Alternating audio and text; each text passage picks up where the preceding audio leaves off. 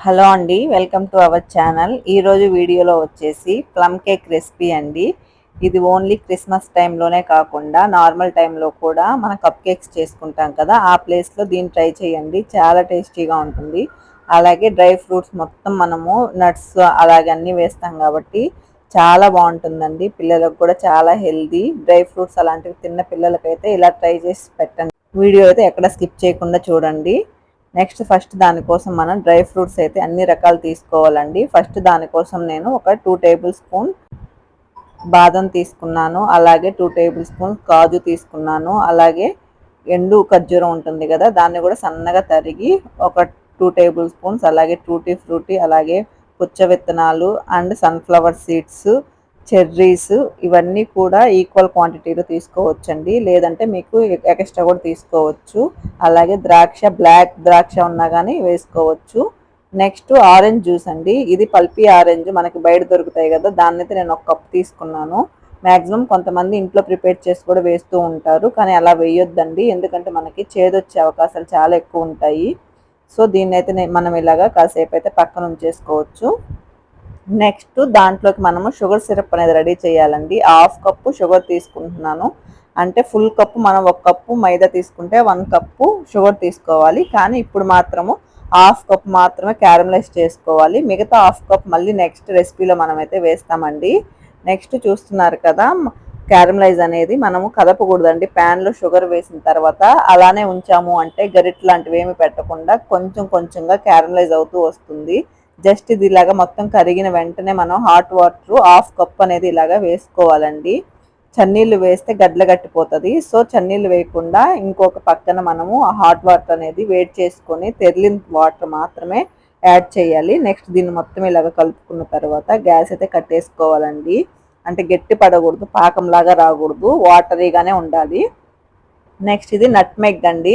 Nutmeg మనకి ఎక్కడైనా super మార్కెట్స్లో అలాగే షాప్స్లో అవైలబుల్ ఉంటుంది. చాలా టేస్ట్ బాగుంటుందండి ఫ్లేవర్ కానీ వేస్తే. బిస్కెట్స్లో కూడా యూస్ చేస్తూ ఉంటారు. జస్ట్ పావు టీ స్పూన్ మనం దీన్ని ఇలాగా తరిగితే సరిపోతుంది.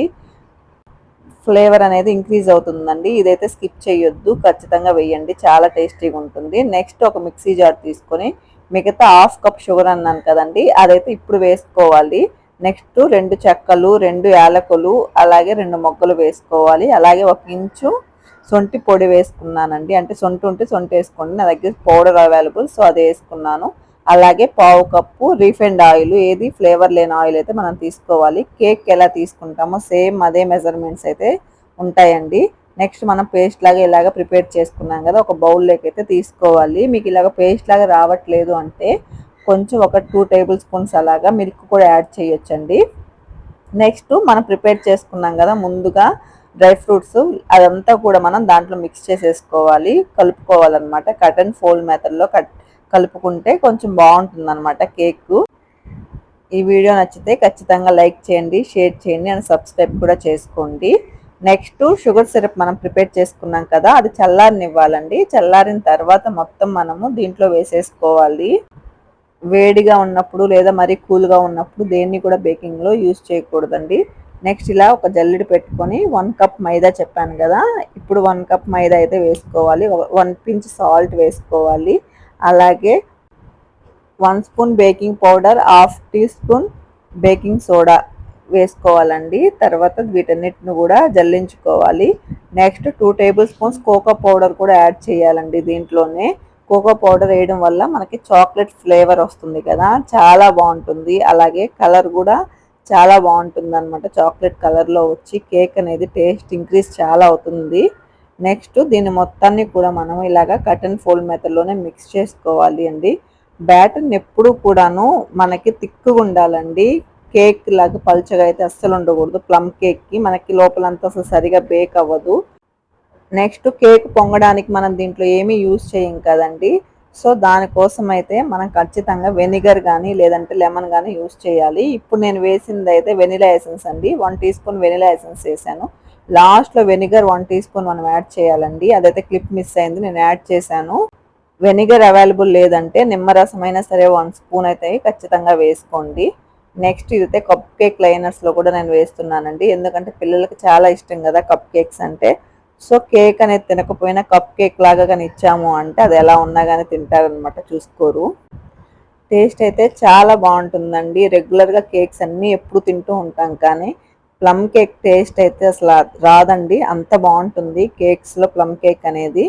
మనకి ఎప్పుడు కూడా ప్లమ్ కేక్ అనేది క్రిస్మస్ టైంలోనే తప్ప నార్మల్ టైంలో దొరకదు కదా, కానీ అప్పుడప్పుడు ఇలాగా ఇంట్లో కూడా ట్రై చేసుకొని తినొచ్చండి, చాలా టేస్టీగా ఉంటుంది. నెక్స్ట్ బటర్ పేపర్ వేసిన ఒక ప్యాన్లోకి మనం ఇలాగా షిఫ్ట్ చేసుకోవాలి బ్యాటర్ అంతా. ఇదైతే 5 ఇంచ్ మోల్డ్ అండి, అంటే మనకి హాఫ్ కేజీ కేక్ అనేది బాగా బేక్ అవుతుంది ఈ టిన్లో.